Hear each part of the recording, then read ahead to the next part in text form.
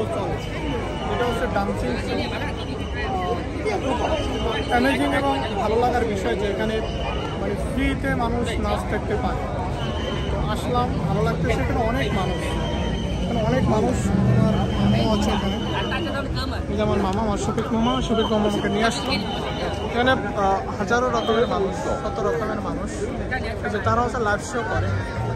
এটা খুব ভালো লাগার একটা বিষয়।